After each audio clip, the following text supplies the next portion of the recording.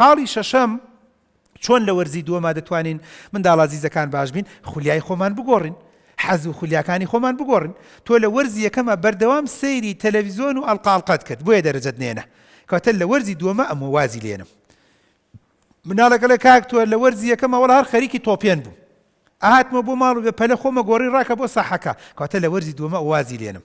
منداڵێ لە ئێوە لە جەنابتان بۆ نمونە وەرزی یەکەم سەرەکەی پۆبجیت زۆر کردووە، یاریت زۆر کردووە، ئەتاریت زۆر کردووە، دەی خۆبێ بەشەر بێ عاقڵ بێت، دەبێ قازانج و زەرەری خۆی بزانێ. وەرزی دووەم یانی وەرزی گۆڕانکاری.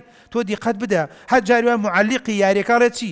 ئەڵێ میسی لە کۆرسی لە وەرزی یەکەمە لە یاری یەکەمە زۆر بەرونە هجوومی ناکرد، ئیستا لە وەرزی دووەم لە یاری دووەمە سەرەکەی زۆر هجوومەکە. یان ڕۆناڵدینۆ لە وەرزی یەکەمە بە زۆری ڕۆڵی دیفاعی بنیسە زۆر هجوومەکە و محاولاکە بە کەلە گۆڵ بکات. کەواتە ها دیقەت بدە، لاعیبەکە ئەگۆڕێت، مدەریبەکە ئەگۆڕێت. جاری وایە مدەریبی یاری چیەکە، مدەریبی ئەو هینە ئەو یانەیە سەرەکەی لاعیبەکان ئەگۆڕێت، ژینگەکە ئەگۆڕێت، تەرتیباتە یەک دوو کەس ئەکاتە دەرەوە، یەک دوو کەس هێنێتە پێشەوە. ئەمە بەڵگەیە لەسەرەوەی کە گۆڕانکاری بەڕاستی هۆکارێکە. بزەبەت من بەو جۆرە دەیبینم. وەرزی دووەم بۆ خۆی خاڵێکی زۆر گرنگ و مهمە بۆ جەنابتان.